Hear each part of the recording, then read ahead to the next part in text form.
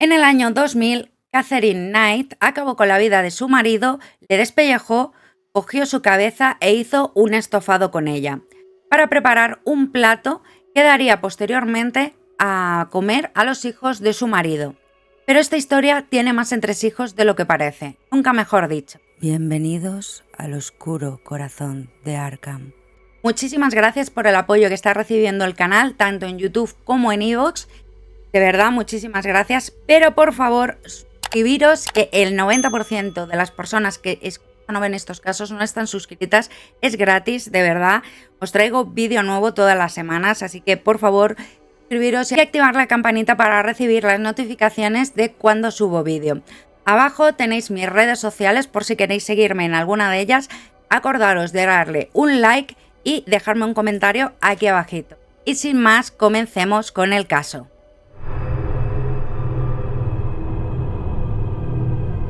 Antes que nada, tenemos que conocer los antecedentes familiares de la protagonista de los hechos. Barbara Rogan, cuyo nombre de soltera era Thorley, estaba casada con Jack Rogan y vivían en Aberdeen, una pequeña localidad de Nueva Gales del Sur, en Australia.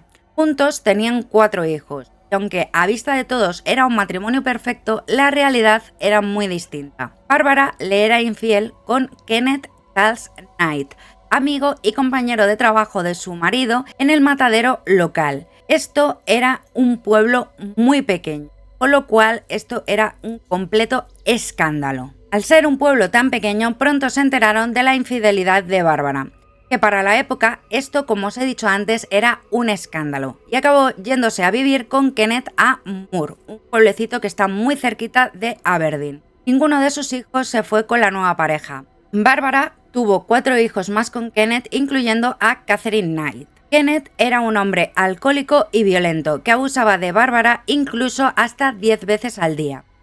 Bárbara, a su vez, a menudo contaba a sus hijas los pormenores de su vida sexual, cuánto odiaba el sexo y a los hombres. Catherine afirmó a posteriori que había sido agredida varias veces por miembros de la familia, aunque nunca por su padre hasta los 11 años. En el instituto, Catherine se volvió una persona solitaria. Sus compañeros de clase la recuerdan como un matón que defendía a los más pequeños, aunque otras fuentes dicen que era una completa bully. Al menos agredió a un niño con un arma y una vez fue herida por un maestro, quien a posteriori se descubrió que había actuado en defensa propia. Cuando no estaba furiosa, era una estudiante modelo que se ganó alguna que otra insignia por buen comportamiento. Con 16 años, en 1974, dejó los estudios y fue a trabajar con su padre al matadero de Aberdeen Meat Works.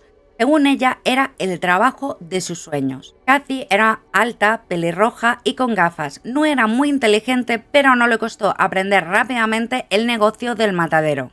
Sus compañeros de trabajo destacaban su exagerada dedicación y se compró un juego de cuchillos y los afilaba constantemente. Le encantaba, además adoraba su trabajo en el matadero. Había salas donde la gente no podía pasar mucho tiempo de lo desagradable que era, pero a ella le fascinaba estar en este tipo de salas. También con 16 años conoció en el matadero a David Kellett. Se casó con él y se fue a la casa de su padre para vivir con su marido.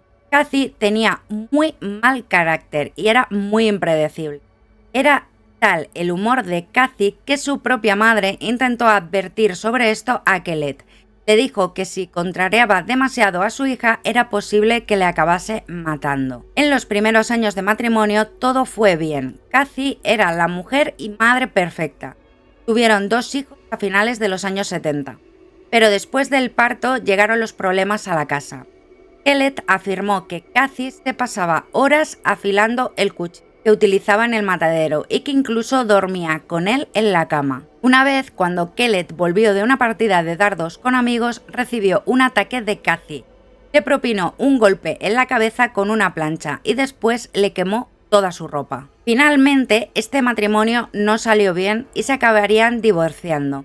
Poco después, Cathy empezó a verse con un hombre llamado David Saunders, con quien tuvo una hija en 1988. Cathy era muy celosa con Saunders y le acusó de haberse acostado con otras mujeres. Incluso en un ataque de ira le rompió toda su ropa, así que la relación terminó. Cathy entonces empezó a verse con un hombre llamado John Chillingworth, con quien tuvo un hijo en 1991, pero esta relación tampoco llegó muy lejos. Kathy le acusó de serle infiel y le reventó la dentadura postiza durante una discusión. John entonces se fue de allí. Kathy conoció a John Price, aunque sus amigos le llamaban Pricey. Este era un hombre rudo pero muy simpático, tenía fama de bromista y alma de la fiesta. Trabajaba como minero de carbón y vivía el día a día. Price también era un hombre divorciado, pero a diferencia de Kathy, él había cortado con su mujer en buenos términos y tenía una relación cordial con ella. Las cosas con Kathy se pusieron mal muy pronto. Price estaba convencido que moriría por culpa de Kathy. Los amigos de Price relataron a posteriori en el juicio de Kathy solía amenazar de muerte a Price. Cabe destacar que al principio de la relación, Price fue muy claro con Kathy y le dijo que la casa que tenía en propiedad, donde estaban viviendo, cuando él faltase sería para sus hijos. Esto a Kathy no le sentó nada bien y le dijo a uno de sus hermanos, Kenneth, textualmente: voy a matar a Pricey y no acabaré en la cárcel porque me haré la loca. Esto ocurrió en septiembre de 1999. Kathy se volvió a montar la película en su cabeza de que su pareja le estaba siendo infiel. Pero esto, como en los casos anteriores, no era para nada cierto. Esta vez no destrozó la ropa de Price. Hizo algo muchísimo peor. Un día cogió una cámara de vídeo y empezó a grabar objetos de la mina que Price se había llevado a casa. En esa misma grabación aseguraba que Price la maltrataba físicamente, cosa que no era cierta. Después cogió la cinta y se la envió a los jefes de Price, que le despidieron inmediatamente. Cuando Price se enteró, decidió poner fin a la relación que tenía con Kathy, aunque Kathy le sedujo para que la ruptura no se llegase a producir. Una noche, en mitad de una de las discusiones, Kathy le dio un navajazo en el pecho por, según ella, haberle sido infiel. Afortunadamente, Price se pudo recuperar de la herida. El 28 de febrero del año 2000, Price se despertó para empezar un nuevo día, pero al hacerlo se encontró a Kathy de pie junto a él, con las manos en la espalda. Al ver esto, pensó que Kathy podría tener un cuchillo a la espalda, y no se equivocaba.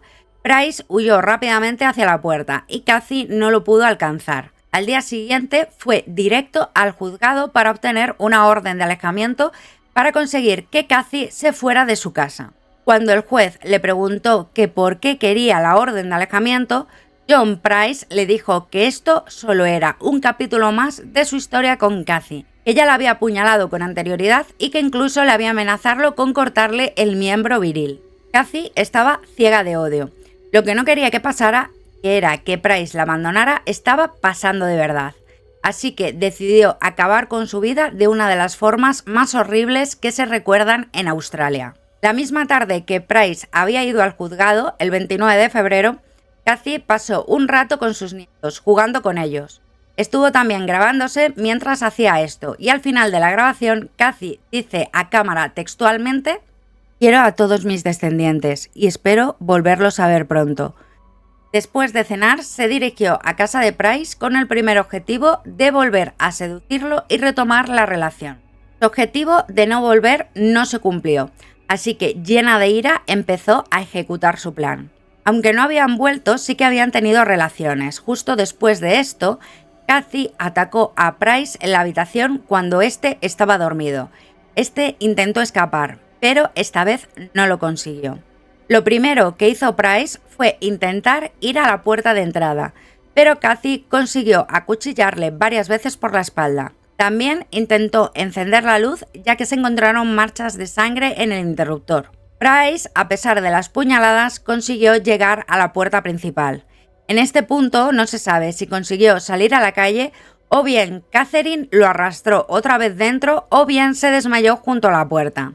Junto a la puerta se encontró un gran charco de sangre, lo que indica que Price estuvo tumbado ahí y que probablemente murió junto a la puerta principal. Kathy entonces arrastró el cuerpo de Price hasta el salón, dejando un rastro de sangre en el proceso. En el salón, Kathy despellejó a Price de una forma muy habilidosa, de una sola pieza, posiblemente por su experiencia de su trabajo en el matadero. Colgó el trozo de piel en un asidero en el salón. Allí fue donde se lo encontró la policía cuando llegó. Después, Kathy decapitó a Price y fileteó las nalgas, para después cocinar la cabeza junto con un revuelto de verduras. Más tarde se descubrió que en su completa crueldad, Kathy pretendía darle de comer el estofado de su padre a los hijos de este. Catherine declaró que no recordaba nada de lo que había ocurrido e insistió mucho que había tenido un intento autolítico, aunque los investigadores demostraron que esta afirmación era completamente falsa. Para esto le hicieron un análisis de sangre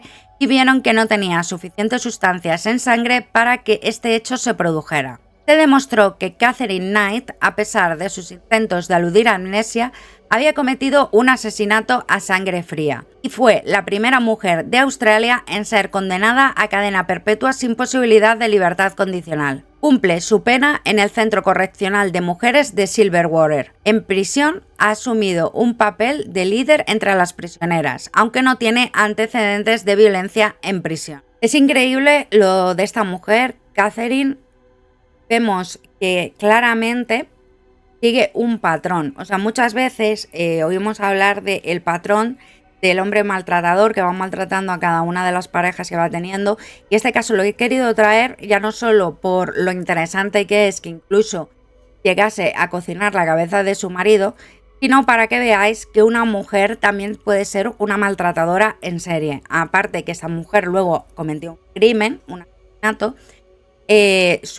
Todos los maridos con los que tuvo, o sea, primero empezó en el colegio siendo una bully o defendiendo a los más pequeños pero agrediendo a otros, agredió a un compañero, un profesor se tuvo que defender de ella, maltrató a todos, absolutamente a todos sus maridos y llegó hasta tal punto con el último que es en plan de eres mío o de nadie y entonces hizo lo que hizo, pero es que en su suma crueldad intentó todavía vengarse más de Price, dándole a sus hijos, a los hijos de este, no de ella, darles de comer su cabeza.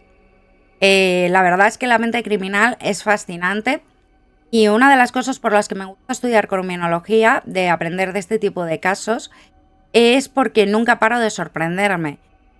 Y daros cuenta que en este canal intento traeros casos de todo tipo. Y como veis, me gusta mucho traer tanto casos de hombres como de mujeres en este caso, para que veáis que la maldad no tiene género, sino que está en el ser humano intrínseco.